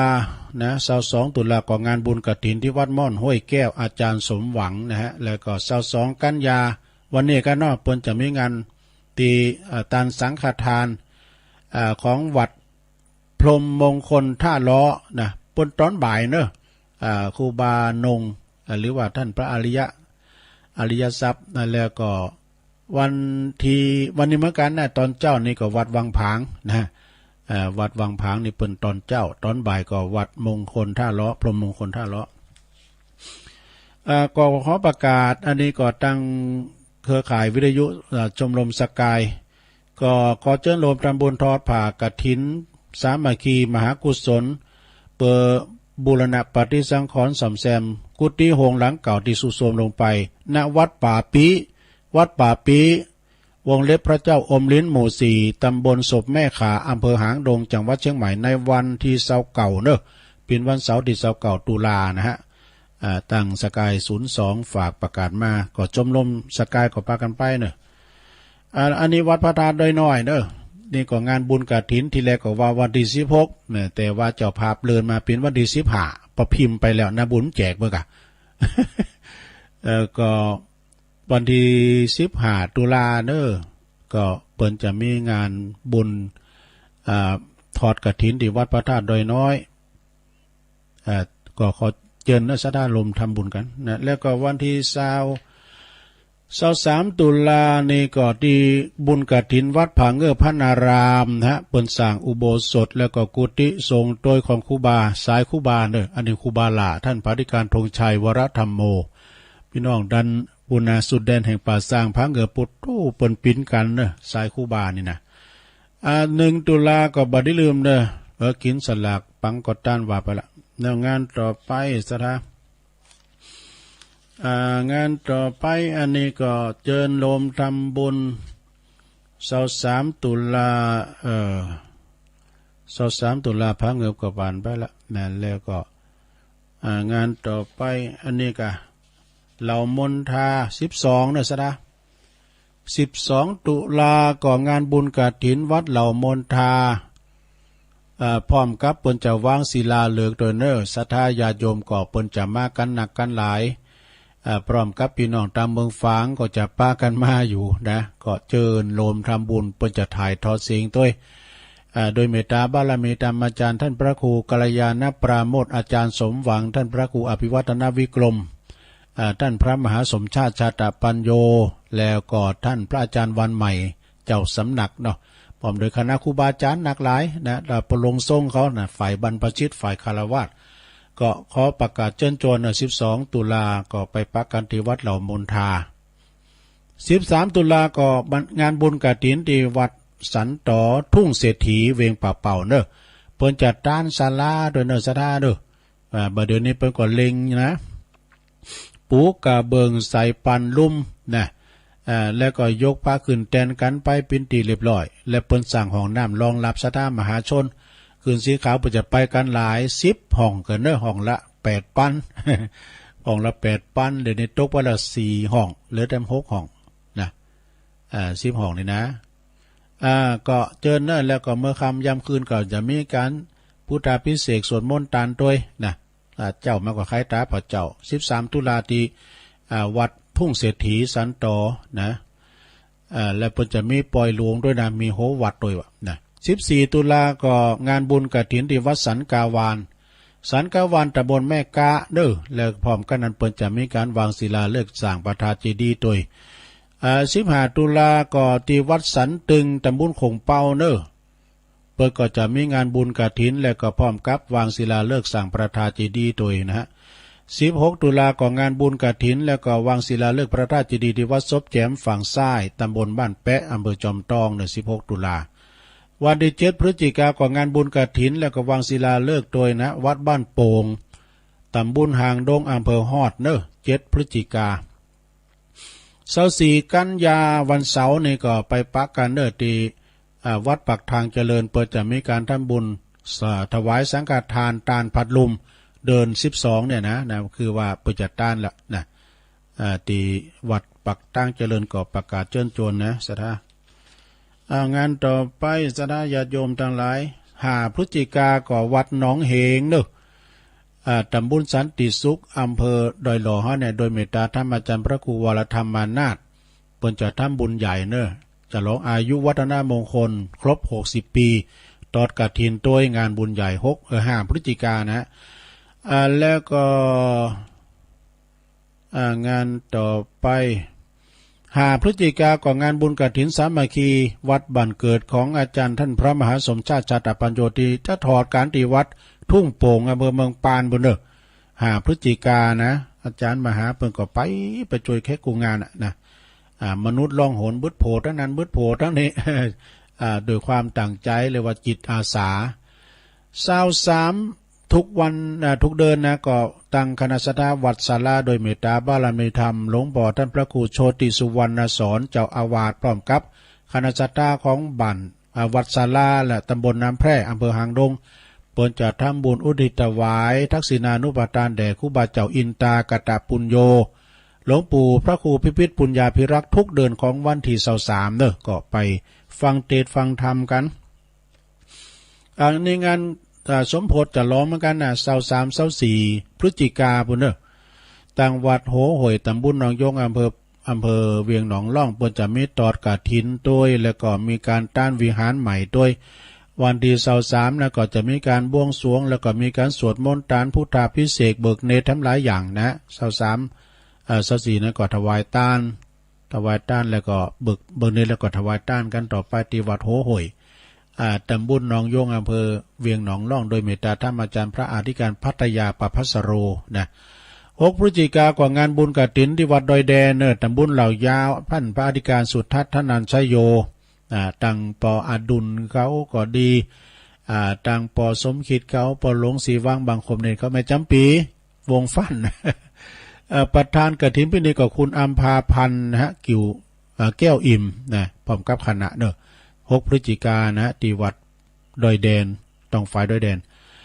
แล้วก็6 พฤศจิกายนก็งานบุญกฐินที่วัดพุทธศรีคีรีตำบลบ้านแปะอำเภอจอมทองเนอะอันนี้เพิ่นสั่งประธานมาได้หลายปีละจัดตั้งเวลา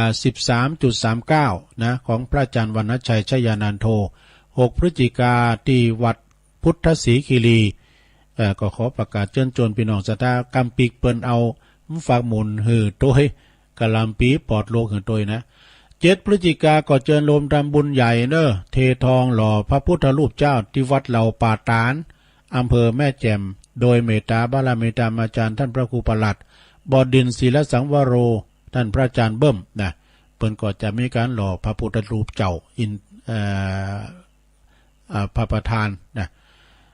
คณะคืนสีขาวก็จะไปกันลายเนอะนะสดาญาติโยมทั้งหลายแล้วก็งานต่อไปโยมวัดสันเมืองนี่เปิ้นก็จะมีตอดกฐินวันที่6 พฤศจิกายนเนอะวัดสันเมืองตำบลหนองหลองอำเภอเวียงหนองหลองของอาจารย์ท่านพระครูนันทบุญญาเขตอาจารย์สลีบุญเติมนะพระอาจารย์เนรลักษณ์ปัญโยนันท์ที่เปิ้นมาออกรายการทุกวันอังคารเนอะศรัทธา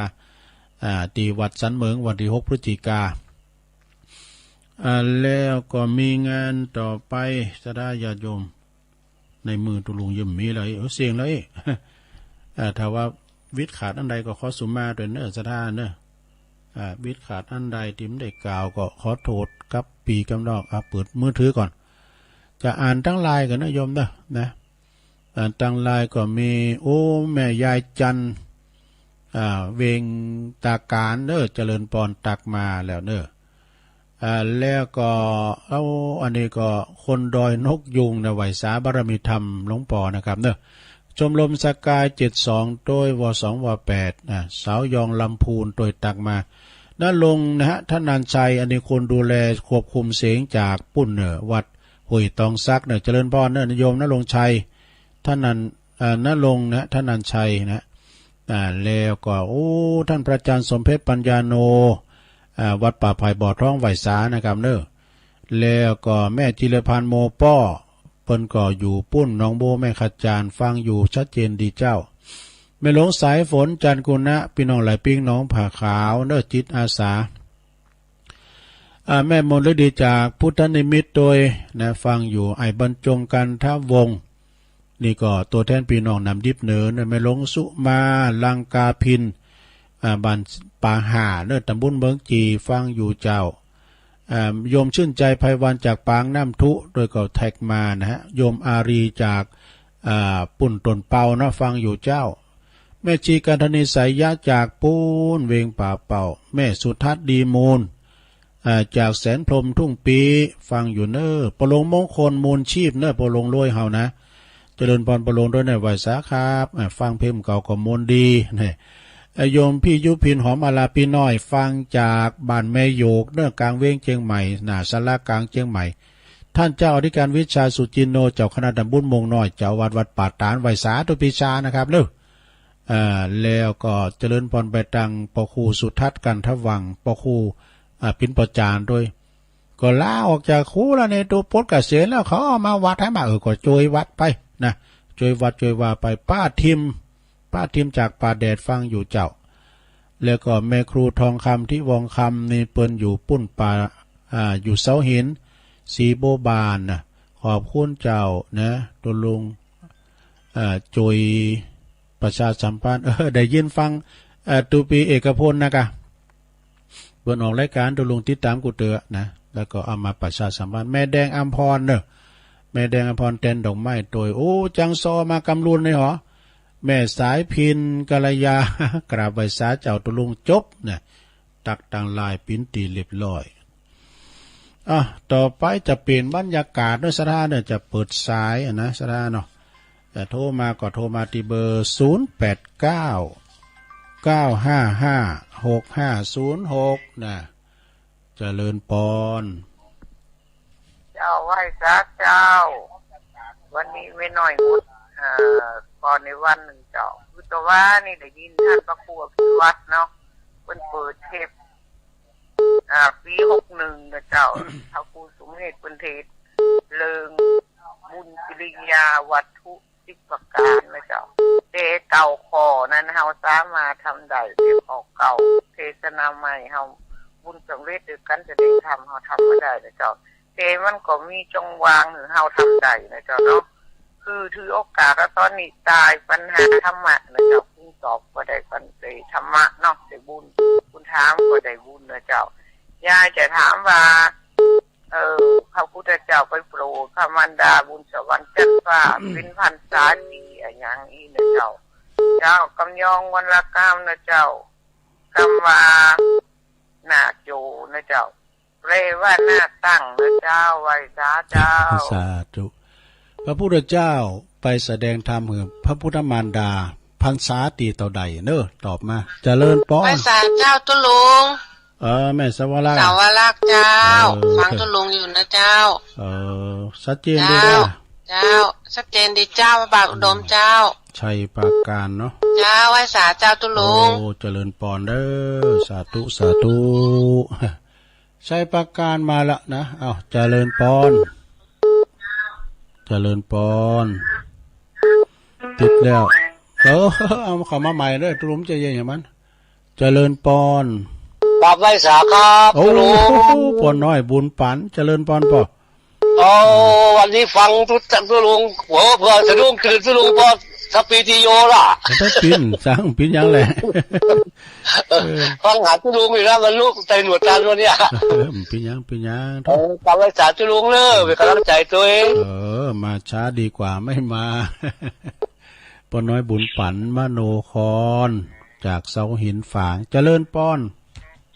พระเจ้าตุลุงแม่สมภาษณ์แม่ทีมเจ้าแม่ทีมเนาะแม่ทีมป่าเดชว่าไงเจ้าแล้วเจ้าดีแล้วเจ้าชัดเจนดีเนอะดีเนอะเจ้าสาธุ0899555656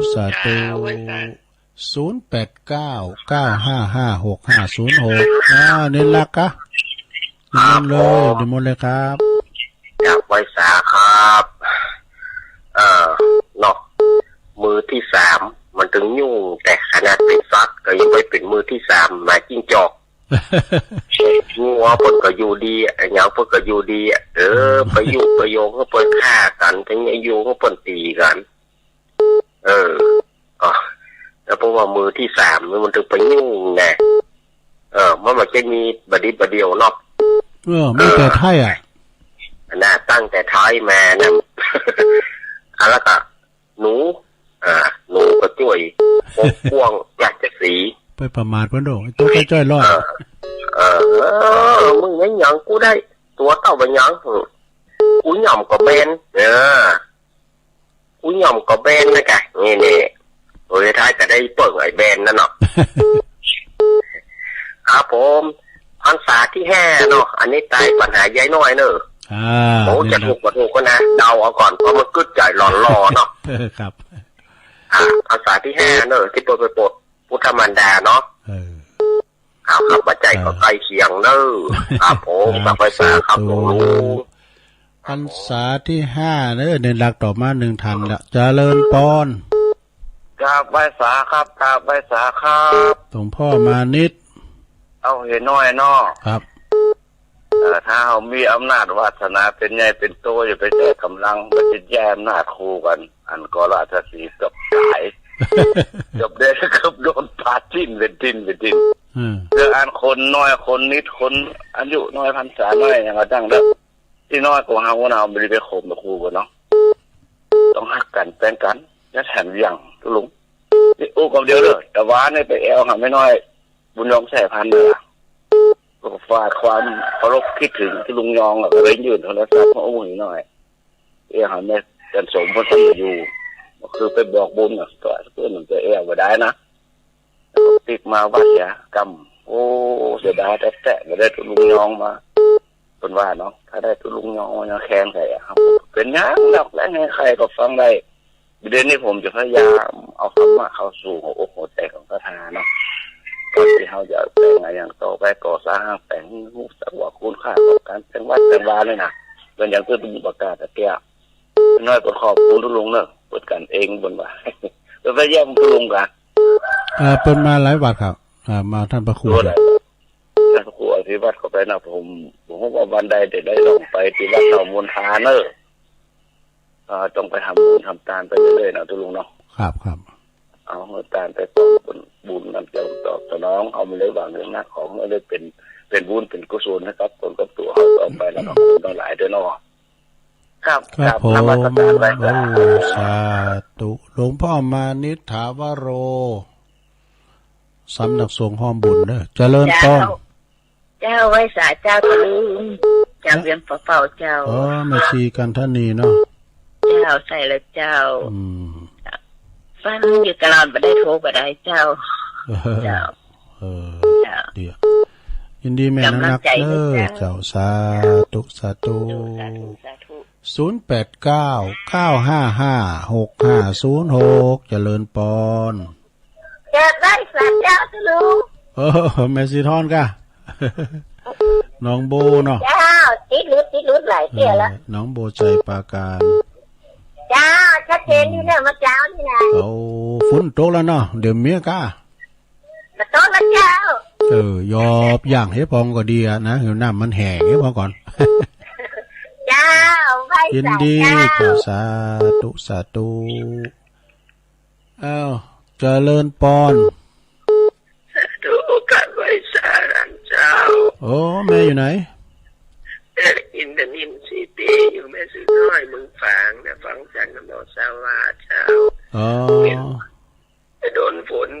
ด้านสลากแต่ว่าคำปิกนั่นโดนฝนเลยเจ็บคอนี่ต่างไม่น้อยเด้อ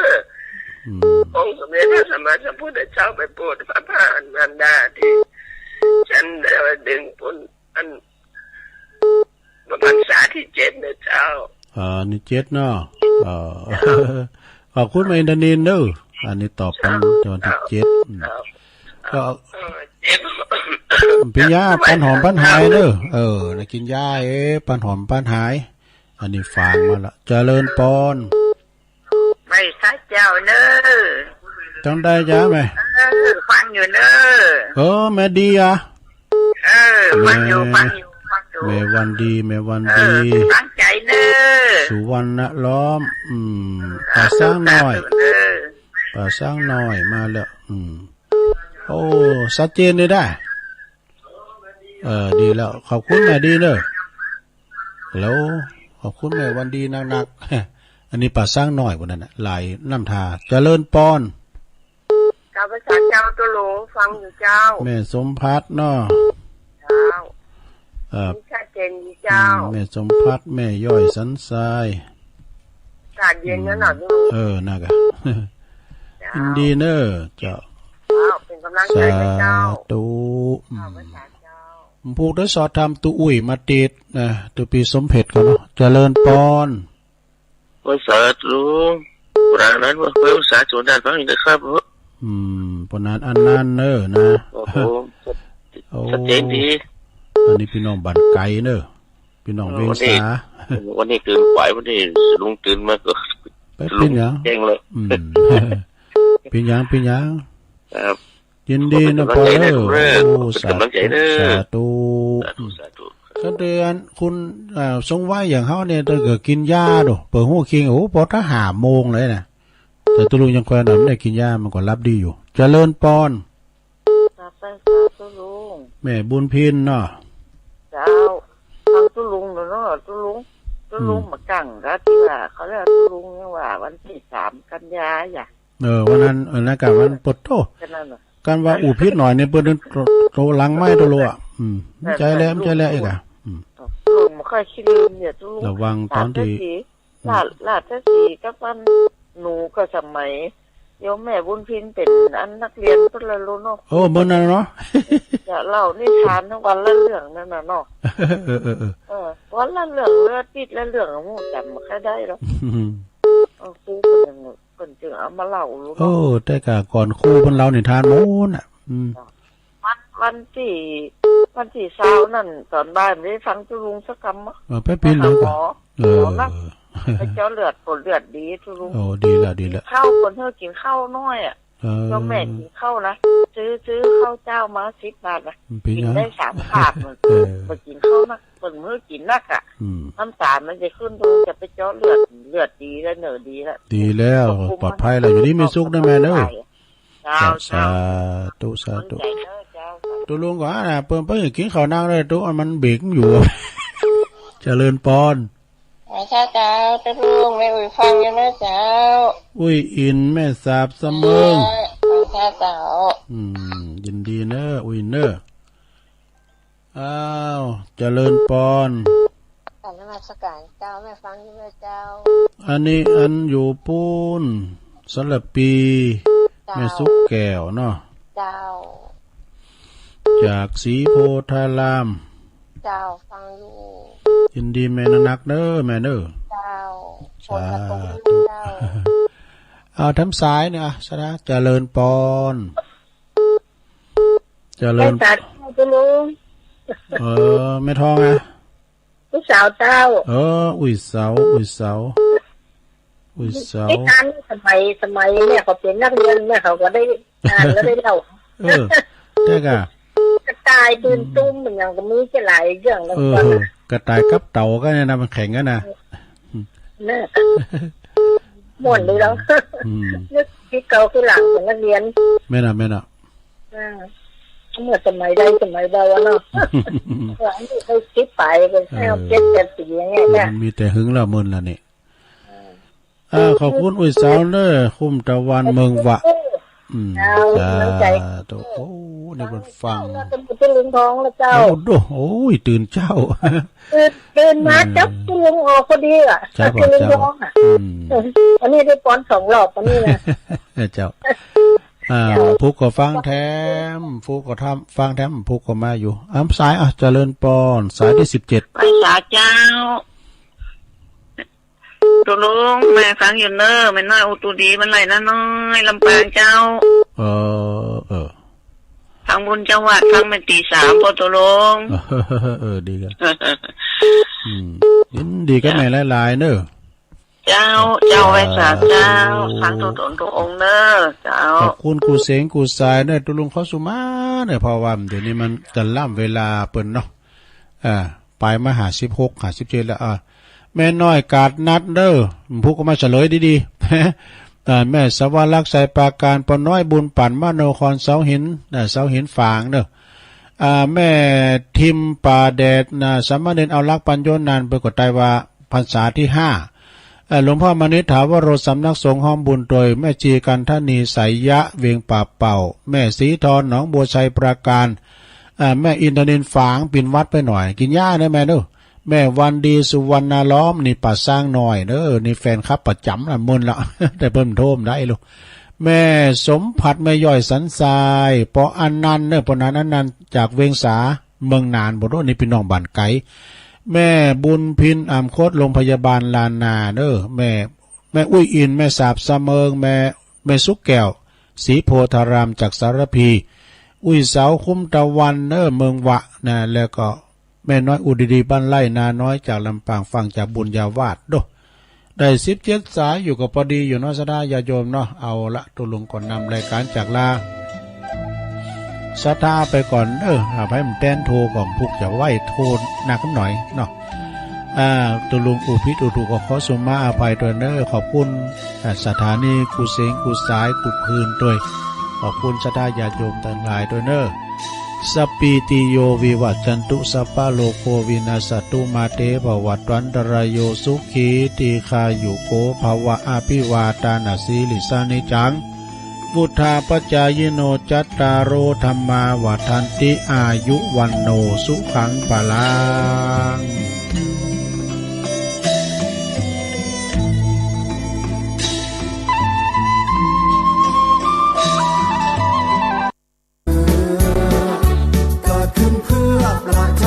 ชุมชนทั่วไป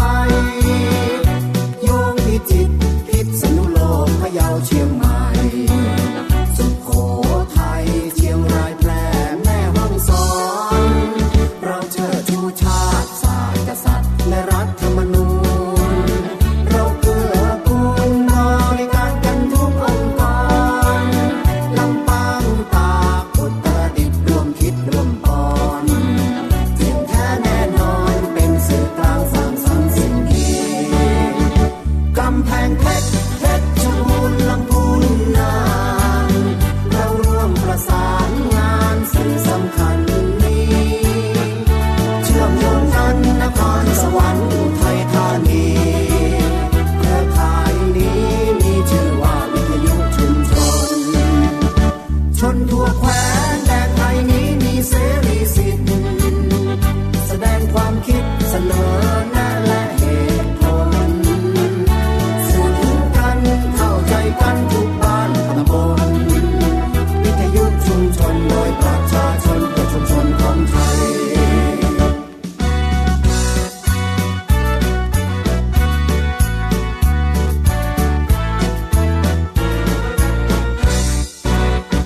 เครือข่ายวิทยุชุมชนภาคเหนือ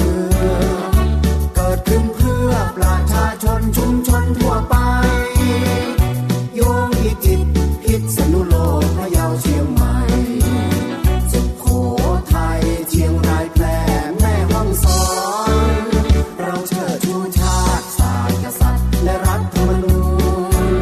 เราเกื้อกูลบริการกันทุกองค์กรลำปางตากอุตรดิตถ์ร่วมคิดร่วมปอนเก่งแท้แน่นอนเป็นสื่อกลางสร้างสรรค์สิ่งดีกำแพงเพชร